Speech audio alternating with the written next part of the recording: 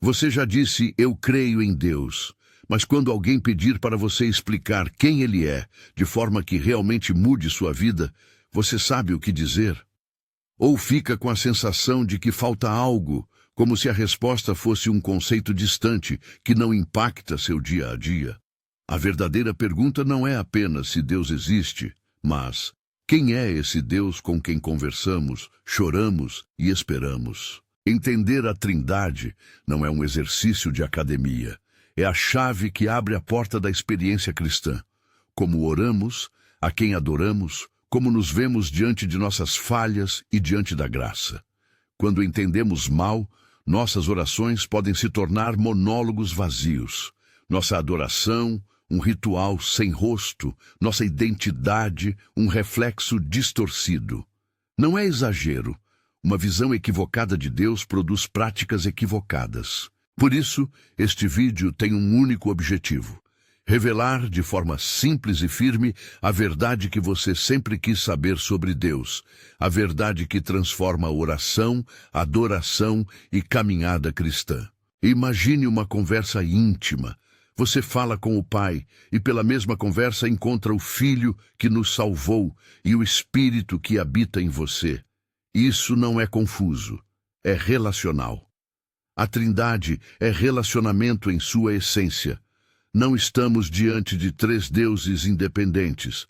Não estamos diante de um único ser que assume diferentes máscaras. A fé cristã, desde as Escrituras, aponta para um Deus que é uno em essência e trino em pessoas: Pai, Filho e Espírito. Essa é a definição que a Igreja histórica guardou como central. Um só Deus, três pessoas distintas que se amam eternamente. Por que isso importa para você agora? Porque se o Deus que você invoca na oração é apenas uma ideia, suas palavras batem no teto.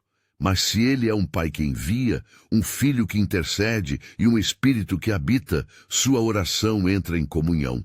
A Trindade explica por que a salvação não é apenas um ato jurídico, mas uma restauração relacional. Porque adorar é participar de uma comunhão viva. Porque crescer na fé envolve tanto receber quanto responder. Quando Paulo escreve que temos acesso ao Pai por um só Espírito, Efésios 2:18, ele não está fazendo teologia fria. Ele descreve a ponte viva que nos conecta a Deus. Se essa pergunta tocou algo em você, comente Trindade agora. Quero saber quem está aqui comigo nessa busca. Vamos então caminhar passo a passo. Primeiro, abraçar uma definição que seja ao mesmo tempo simples e fiel. Aquele enunciado que a Igreja repete há séculos é curto e direto. Deus é um em essência e três em pessoas. Um em essência significa que há apenas um ser divino. Não há três vontades independentes competindo no alto. Três em pessoas significa que dentro dessa única divindade existem três pessoas reais, cada uma com identidade própria: Pai, Filho, Espírito, que se relacionam eternamente. Essa distinção protege a fé tanto do triteísmo, que dividiria Deus em deuses separados, quanto do modalismo, que reduziria as pessoas a aspectos sucessivos de uma única pessoa. Antes que venham analogias fáceis à mente, água em três estados, um ator com três máscaras, um trevo com três folhas, preciso fazer um aviso claro. Analogias podem ajudar, mas também enganam. Todas as imagens humanas são limitadas quando tentam descrever o mistério divino. Elas podem sugerir verdades parciais, mas nunca substituem a revelação das Escrituras. Se você já ouviu uma dessas imagens e saiu confuso, saiba que o problema não é o seu entendimento, e sim a incapacidade da analogia de abarcar a profundidade do que a Bíblia revela. Falando em revelação, vamos olhar para a Escritura, que é onde a doutrina da Trindade encontra sua base. Desde o começo, o relato da criação apresenta dimensões trinitárias. Em Gênesis, lemos a ação e a presença divina. O Espírito pairava sobre as águas, a palavra divina ordenava e a vontade criadora operava. Gênesis 1:2. E há aquele verso que faz muita gente prestar atenção. Façamos o homem à nossa imagem. Gênesis 1:26. Esse plural não é detalhe retórico. Aponta para uma complexidade na unidade divina que há muito antecede a linguagem técnica dos concílios, mas que está presente na mesma Escritura. Avançando no tempo, o Evangelho de João revela outra profundidade. No princípio era o Verbo, e o Verbo estava com Deus, e o Verbo era Deus. João 1:1. Aqui vemos o Verbo, a Palavra, como pessoal e divino, participando da vida de Deus desde o princípio. João não descreve um primeiro elemento impessoal. Ele apresenta uma pessoa que é Deus e que se fez carne para habitar entre nós. Essa é a base para compreender Jesus como o Filho verdadeiro, não uma criatura extraordinária, mas a própria encarnação do Verbo eterno. O episódio do batismo de Jesus é ainda mais direto em mostrar a trama trinitária. Jesus é batizado, o Espírito desce como pomba, e uma voz do céu diz: "Este é o meu Filho amado." Mateus 3:16, 17. Três presenças distintas: o Pai que fala, o Filho que é batizado, o Espírito que desce, participam de um mesmo evento salvífico. Não se trata de três deuses, mas de uma obra conjunta que revela as pessoas divinas agindo em unidade. E as cartas de Paulo corroboram essa dinâmica. Ele escreve sobre bênçãos que vêm do Pai, da obra do Filho e do Espírito que nos une, culminando em saudações e bênçãos onde as três pessoas aparecem unidas. Por exemplo, quando diz: "A graça do Senhor Jesus Cristo, o amor de Deus e a comunhão do Espírito Santo estejam com todos vocês." 2 Coríntios 13:14. E quando Paulo afirma que temos acesso ao Pai por meio do Espírito, Efésios 2:18, ele descreve o modo como a comunhão com Deus é vivida. Não é por mérito, nem por uma força neutra, mas pela ação pessoal do Espírito que nos aproxima do Pai em nome do Filho. Agora, talvez você esteja pensando, tudo isso é doutrina bonita, mas o que muda para mim? Muda tudo. Primeiro, muda a forma como você ora. Um simples princípio prático ajuda. Dirigimos nossa oração ao Pai, confiando na obra do Filho e esperando a ação do Espírito. Isso não é liturgia vazia, é reconhecimento de como Deus se relaciona conosco. Quando oramos, não estamos falando com uma abstração, mas nos aproximando de um Pai que ama, por meio de um Filho que intercede, com o Espírito fazendo morada em nós. Às vezes, nossa linguagem de oração revela quem pensamos que Deus é. Trocar termos impessoais por essa dinâmica trinitária transforma a intenção em comunhão. Também muda a forma como enfrentamos nossas feridas. Muitos carregam imagens distorcidas do Pai terreno, abandono, cobrança, frieza, e projetam essas imagens no Deus Pai. Precisamos tratar dessas feridas com ternura. Reconhecer que uma imagem ferida não é a imagem final do Pai. A Escritura aponta para um Pai que é fonte de amor, não um opressor distante, e isso restaura confiança. Mas restaurar essa confiança não significa negar a dor. Significa aprender a ver o Pai através do Filho e do Espírito. Quando falamos do Filho, não podemos reduzir Jesus a um exemplo moral ou a um mestre inspirador. O Evangelho apresenta Jesus como o Verbo que se fez carne, plenamente Deus e plenamente homem, que assumiu nossa condição para nos redimir. Essa união pessoal entre divindade e humanidade é central. Se o Filho não fosse verdadeiramente Deus, sua obra não teria poder suficiente para nos reconciliar. Se não fosse verdadeiramente humano, não poderia representar nossa carne. Reconhecer essa tensão sem resolvê-la gratuitamente é parte do mistério, e é saudável. A encarnação mostra que Deus não está distante do sofrimento. Ele entrou em nossa história, tomou sobre si a condição humana. e, na cruz, consumou a obra de redenção. Quanto ao Espírito, precisamos evitar tratá-lo como uma força impessoal ou apenas como efeito emocional. O Espírito é pessoa, consolador e agente de transformação. Ele sela o crente, habita no corpo, dá poder para a vida diária e revela Cristo ao nosso coração. Quando Paulo fala que por meio do Espírito temos acesso ao Pai, Efésios 2:18, ele revela que o Espírito não é um mero elo mecânico, mas a presença viva de Deus dentro de nós. Reconhecer essa presença muda a maneira como vivemos. Não se trata de adquirir técnicas espirituais, mas de cultivar uma relação de confiança e obediência ao Espírito que nos guia e santifica. É aqui que muitos estagnam. Separaram a ideia de Deus das implicações práticas da comunhão trinitária, mas a Escritura mostra repetidamente que criação, redenção e santificação são obras da Trindade em conjunto. Deus Pai ordena, o Filho executa e o Espírito aplica. Não há conflito de vontades, há cooperação eterna.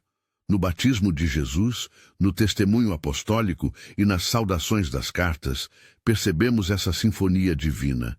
Entender isso nos ajuda a ver que a fé cristã não é um conjunto de proposições isoladas, mas uma relação que envolve ouvir, responder e permanecer. Agora vou lhe dar algo prático para começar a experimentar essa verdade hoje mesmo. 3 frases simples que você pode usar como esqueleto de oração, cada uma dirigida com clareza a uma pessoa da Trindade. Ao Pai. Pai, reconheço que venho de Ti. Abre meu coração para confiar em Teu amor. Ao Filho. Senhor Jesus, obrigado por teres vindo. Intercede por mim e guia meus passos. Ao Espírito. Espírito Santo, habita em mim. Transforma-me e dá-me coragem para obedecer. Use essas frases como pontes, não como fórmulas mágicas, mas como lembranças concretas de quem está com você. Se algo nelas despertar resistência, talvez por lembranças dolorosas do Pai terreno, não fuja. Traga isso ao Pai com honestidade. A comunhão trinitária acolhe nossas perguntas. Ainda precisamos abordar algo delicado: as analogias e suas armadilhas. Vou citar 3 imagens comuns e apontar seus limites sem simplesmente descartá-las. A imagem da água em 3 estados sugere unidade em essência, mas falha em mostrar distinção pessoal. Não há pessoa distinta no vapor, no gelo ou na água. São estados. O trevo sugere 3 folhas em uma planta, mas cada folha não é uma pessoa com vontade própria. O ator com máscaras tenta mostrar que uma pessoa pode aparecer de 3 formas, mas isso corrói a realidade das relações pessoais entre Pai, Filho e Espírito. Se você ouviu alguma dessas imagens e se sentiu aliviado por entender, olhe mais fundo. Elas servem como apontadores, não como explicações completas. Sempre que usar uma imagem, marque suas limitações com honestidade.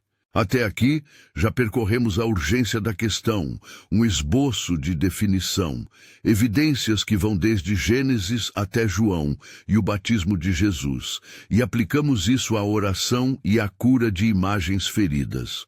Mas a estrada ainda segue adiante.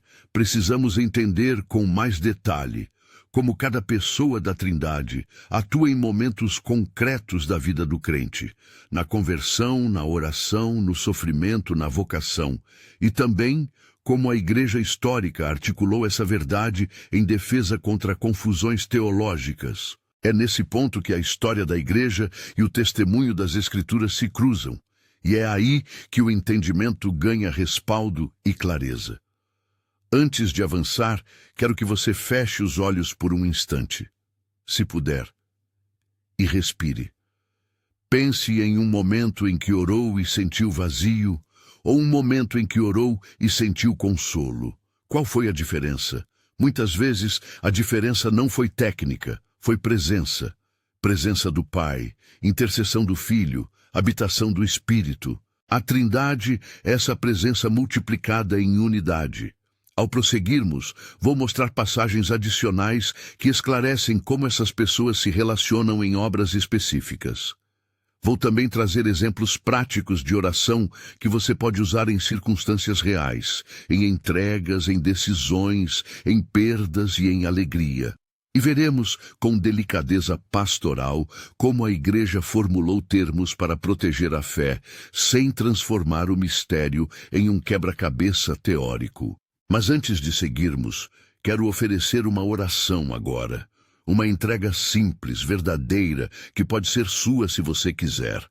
Não é liturgia fixa, é uma palavra do coração dirigida ao Pai, reconhecendo o papel do Filho e pedindo a ação do Espírito. Pai, venho a Ti com sinceridade. Reconheço que muitas vezes Te imaginei segundo minhas feridas, e não segundo Tua bondade. Obrigado por me chamar à comunhão. Senhor Jesus, reconheço Tua obra redentora, aceito Tua intercessão e peço que Tu traces meus passos com Tua verdade. Espírito Santo, peço Tua habitação e Teu poder. Vem e molda o meu coração, convence-me do que é justo, consola-me nas perdas e guia-me na obediência. Que cada palavra minha se encontre com a presença vivificante das três pessoas, e que eu não viva mais de ideias sobre Deus, mas de relação com Ele. Ajuda-me a confiar quando não entender, a amar quando for difícil e a permanecer quando for tentador fugir. Em nome do Pai, do Filho e pelo poder do Espírito. Amém. Se essa oração tocou algo, respire e anote. Você acabou de provar o que significa orar trinitariamente, dirigir-se ao Pai, afirmar o lugar do Filho e acolher o Espírito. Isso pode ser o começo de uma nova familiaridade. No próximo trecho, vamos aprofundar as provas bíblicas. Voltaremos a Gênesis e seguiremos até o Novo Testamento com atenção especial às palavras de Jesus e aos escritos paulinos, mostrando como cada texto contribui para a imagem trinitária. Também traremos relatos históricos, como a Igreja respondeu às heresias e como concílios, como Niceia e Constantinopla, articularam linguagem que guarda a verdade. Antes de avançar para esse terreno histórico e exegético mais denso, quero lembrar algo essencial. A Trindade não é uma teoria para se vencer debates, é uma vida para se viver. Ao ver as Escrituras, percebemos não apenas proposições, mas convites à comunhão. E é essa comunhão que quero que você experimente, não como um conceito, mas como presença cotidiana. Ao retomarmos, examinaremos com mais detalhe textos-chave e veremos como cada pessoa da Trindade atua em momentos concretos da nossa jornada. Conversão, santificação, oração intercessória e missão. Seguiremos juntos nessa estrada, com cuidado pastoral e compromisso com a verdade. Seguiremos juntos nessa estrada, com cuidado pastoral e compromisso com a verdade. Agora vamos caminhar para textos e momentos históricos que iluminam como as Escrituras articulam a Trindade e como a Igreja, ao longo dos séculos, traduziu essa experiência em termos que protegem a fé sem empobrecer o mistério. Voltando ao texto de Gênesis, quando lemos que o Espírito pairava sobre as águas e que Deus fala em plural, façamos o homem. Gênesis 1:2, 1:26. Somos convidados a perceber que a comunicação interna de Deus precede a criação. O plural não é acidente literário, é sinal de que no próprio ser divino existe relacionamento. A antropologia bíblica, a ideia de que fomos criados à imagem de Deus, encontra aqui fundamento. Se Deus é comunhão, a imagem que Ele imprime em nós é a de seres feitos para relacionar-se. Não é um detalhe apenas para teólogos, é a base para entender família, comunidade, igreja e amor humano como reflexos limitados da comunhão divina. No Evangelho de João, essa dinâmica se aprofunda. João começa com uma afirmação que corta qualquer redução de Jesus a uma figura moral. No princípio era o Verbo era Deus. João 1:1. O Verbo não é um princípio impessoal, É pessoa que age, se comunica e, na plenitude dos tempos, se faz carne. João vai além. E o Verbo se fez carne e habitou entre nós. João 1,14. A encarnação revela um Deus que não se distancia do mundo. Quando Jesus fala, cura, chora e ressuscita, vemos Deus agindo em pessoa.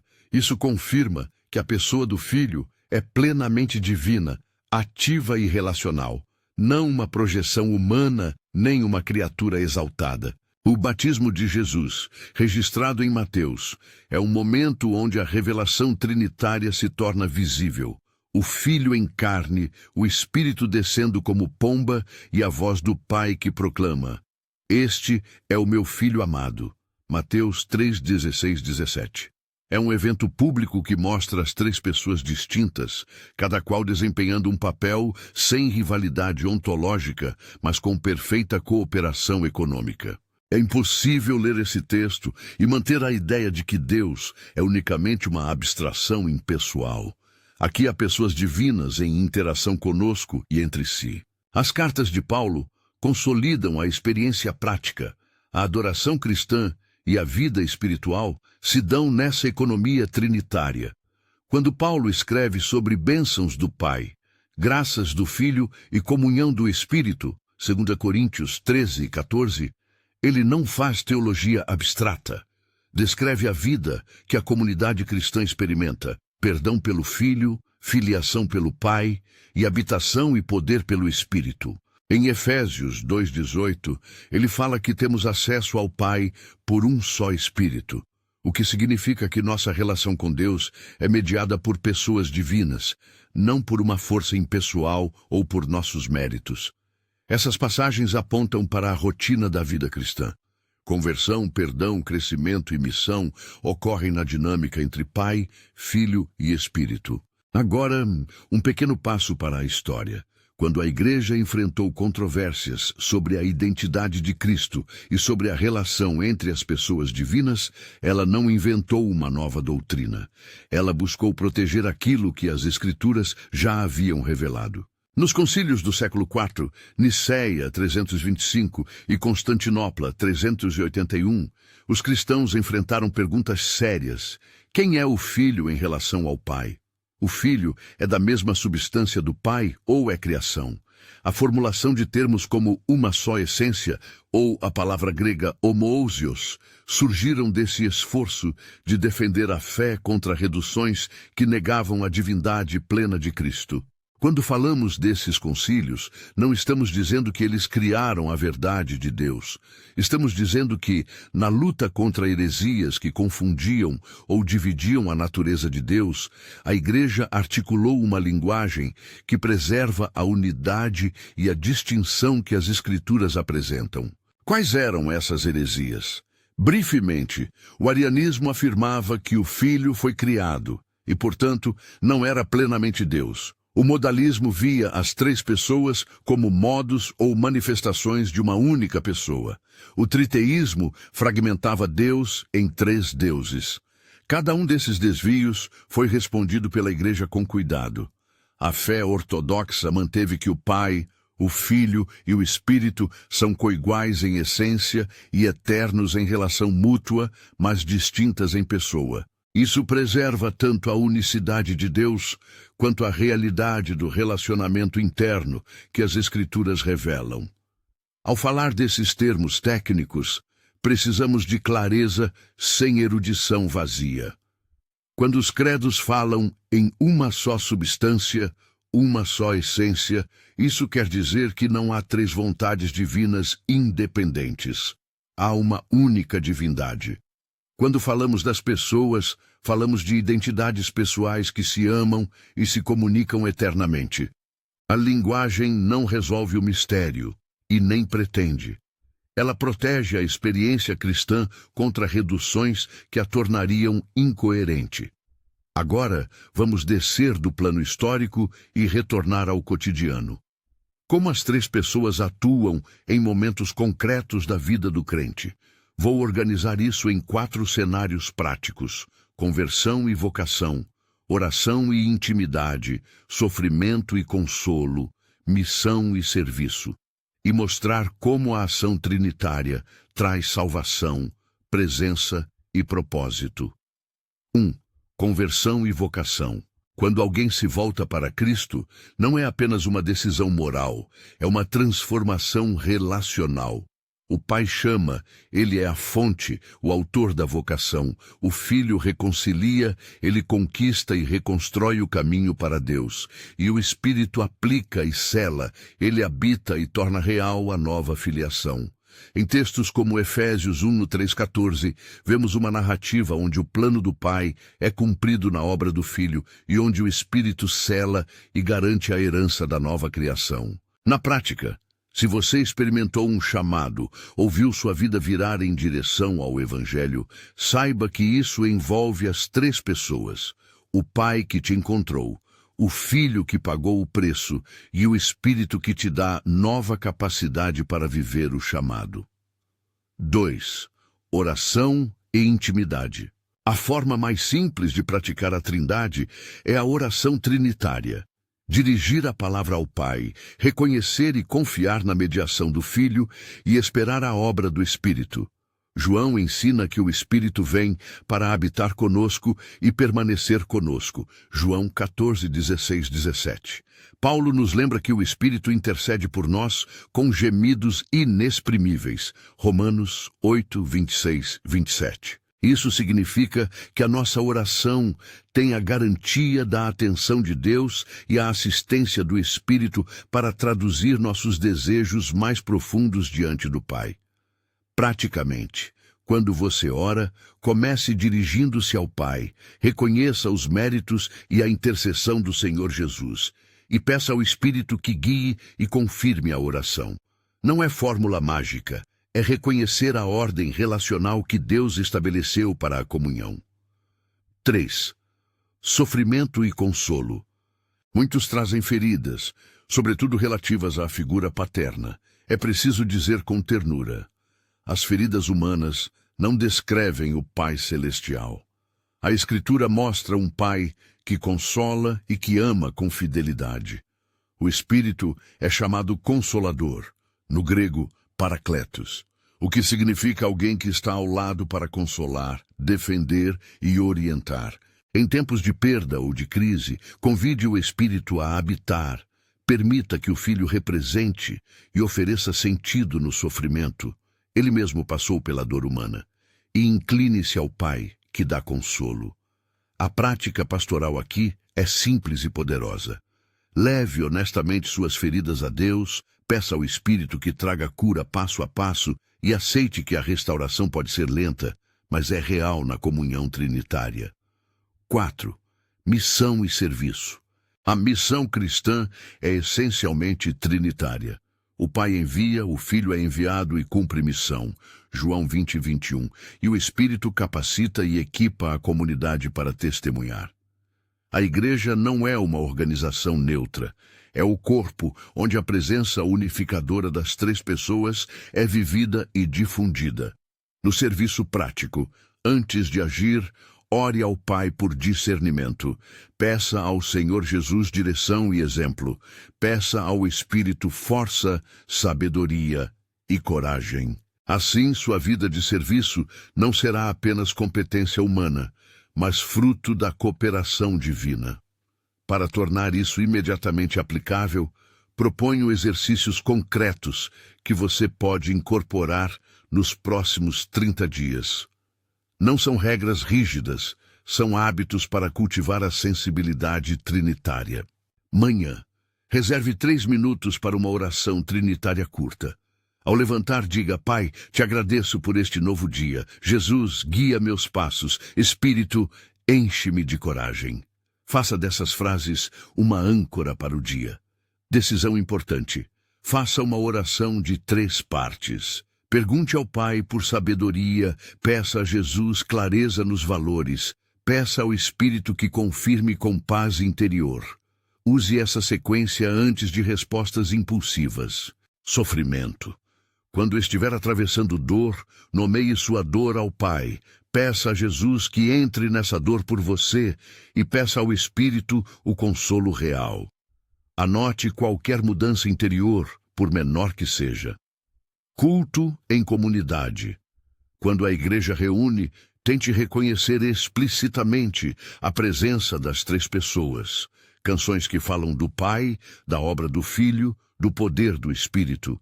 E permita que a liturgia reflita essa economia. Essas práticas não prometem experiências dramáticas imediatas, prometem fidelidade ao modo como Deus decide se relacionar conosco. A mudança vem na repetição obediente, não na técnica espiritual. Voltaremos agora às armadilhas das analogias, porque elas estão por toda parte. Já mencionamos as limitações do gelo, água, vapor, do trevo e das máscaras. Quero acrescentar algo prático. Quando alguém usar uma analogia para explicar a Trindade, peça duas coisas. Primeira, que se identifique o que a analogia ajuda a mostrar. Segunda, que se aponte o que a analogia esconde ou distorce. Esse pequeno exercício mantém a humildade teológica e protege contra reduções. Também precisamos lidar com perguntas difíceis que muitas pessoas carregam, especialmente as que nasceram em ambientes com figuras paternas abusivas. Se esse é seu caso, é legítimo desconfiar do conceito de pai em Deus. A pastoral bíblica aqui é dupla. Reconhecer a dor com compaixão e lembrar que o Pai Celestial se revela por meio de Cristo e do Espírito. Jesus, que conhece intimamente a experiência humana, convida-nos a ver a fidelidade de Deus através de seus atos redentores. Peça ajuda a pessoas confiáveis para caminhar nesse processo. A cura geralmente acontece em comunidade e com tempo. Agora, quero trazer 3 textos adicionais que sustentam a presença e a obra pessoal do Espírito, porque há confusões comuns que transformam o Espírito em mera energia. Em João 14, 16, 17, Jesus promete que o Pai enviará outro Consolador para ficar conosco. Em Romanos 8, 26, 27, Paulo explica que o Espírito intercede por nós com gemidos inexprimíveis. Em Efésios 1, 13 e 14, o Espírito é descrito como selo e garantia da nossa herança. Esses textos não deixam o Espírito como força, mostram-no como pessoa que age com vontade, propósito e carinho. Reconhecer isso muda a maneira como você vive. Não usa o Espírito, mas cultiva ouvir e obedecer. Ainda há uma pergunta recorrente. Se o Espírito e o Filho são plenamente divinos, por que existe distinção de papéis? A resposta pastoral é simples. Distinção de função não é inferioridade de essência. Pense em uma família humana, onde pais e filhos têm papéis distintos. Uns trabalham, outros estudam. Uns lideram em certas áreas, outros em outras, sem que isso determine menor humanidade de um ou de outro. Na Trindade, há distinções eternas no modo como as pessoas se relacionam e operam em direção às criaturas, mas isso não significa que uma seja menos em essência. A linguagem conciliar buscou proteger essa verdade contra o risco de reduzir o Filho ou o Espírito a subordinados ontológicos. Chegamos agora ao clímax devocional, o convite à experiência. Tudo que falamos até aqui não pretende ser mero conhecimento, pretende conduzir você a um encontro mais profundo com Deus, em sua realidade trinitária. Se você sente resistência, isso é compreensível. Grandes mistérios provocam inquietação, mas não permita que a dificuldade te impeça de procurar. A experiência da presença trinitária frequentemente começa com um gesto simples: rendição. Aqui deixo uma oração modelo extensa, pensada como um espaço de entrega para que você possa viver a experiência que proclamamos. Leia-a devotamente, apropriando-se de cada petição, e permita que as palavras sejam um veículo, não uma fórmula mágica, mas uma porta de encontro. Pai, eu me volto para ti agora. Reconheço que muitas vezes sou guiado por imagens quebradas. Reconheço minhas faltas e minhas perguntas. Peço que me mostres a tua face. Não concluída em palavras, mas manifestada em amor. Senhor Jesus, tu que vieste ao nosso mundo, eu te agradeço por teres tomado minha fraqueza e por teres aberto o caminho para o Pai. Peço a tua intercessão constante, que minhas falas e ações reflitam a tua graça. Espírito Santo, eu te convido a habitar em mim de forma mais plena. Ensina-me, convence-me do que é justo, acende em mim o desejo de obedecer e de amar. Quando eu vacilar, segura-me. Nas horas de silêncio, fala. Nas dúvidas, dá-me paz. Que a minha vida seja moldada pela colaboração das três pessoas. Que o Pai me chame, que o Filho me resgate, que o Espírito me transforme. Não quero mais viver de ideias sobre Deus, mas da experiência da tua presença. Entrego meus medos, minhas alegrias, meus planos e meu silêncio. Usa-me para o teu louvor e para a construção de comunidade. Em nome do Pai, pelo Filho e na força do Espírito. Amém. Essa oração modelo tem sido construída para aproximar-se de um comprimento médio entre 120 e 180 palavras, convidando a uma rendição sincera. Ao terminar essa oração, permita um momento de silêncio interior, não para avaliar se algo aconteceu, mas para reconhecer que você abriu um espaço onde Deus pode agir. A experiência pode ser tênue, pode vir como paz, ou como inquietação que gera mudança. Ambas as reações são válidas. O importante é não abandonar a prática. Para fechar, faço um resumo prático. A verdade que você sempre quis saber sobre Deus é que Ele é uno e trino. Isso não é um enigma algebraico, mas a revelação de como Deus é em si mesmo e como Ele se relaciona conosco. Essa verdade transforma sua oração, ajusta sua adoração e fundamenta sua identidade. Não se trata apenas de aceitar um artigo de fé por tradição, mas de entrar em uma comunhão que reconstrói coração e ação. Algumas recomendações finais para a sua caminhada. Cultive a oração trinitária como hábito, não como teoria. Quando ler as Escrituras, perceba como Pai, Filho e Espírito aparecem na narrativa redentora. Busque comunidade onde a vida trinitária seja vivida, não apenas discutida. Quando tiver dúvidas, pergunte com humildade a líderes confiáveis e busque textos bíblicos juntos.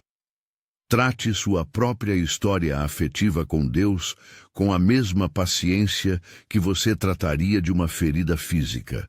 Procure cura, permita-se tempo e aceite apoio.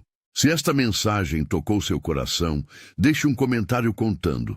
Você orou com as frases que sugerimos? Ou compartilhe uma dificuldade que gostaria que orássemos juntos. Compartilhe este vídeo com alguém que precisa entender que a Trindade não é um detalhe teológico, mas a base da vida cristã. E se quiser, volte a este ensinamento nas próximas semanas. A verdade da Trindade amadurece quando se pratica, mais do que quando se memoriza.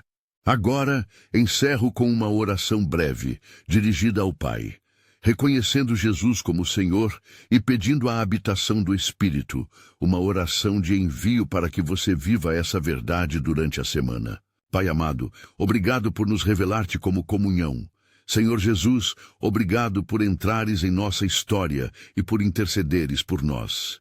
Espírito Santo, habita em cada coração aqui, transforma, guia e sela. Que a comunhão das três pessoas nos molde em amor e serviço, e que nossa vida diária reflita a glória daquele que é uno e trino. Em nome do Pai, do Filho e pelo Espírito. Amém. Se você sentiu algo novo ou se decidiu praticar uma oração trinitária hoje, escreva nos comentários "Eu orei" e compartilhe este vídeo com alguém que precisa de consolo ou clareza. Obrigado por caminhar comigo nesta busca pela verdade que transforma. Trindade, a verdade que você sempre quis saber sobre Deus. Agora, viva-a.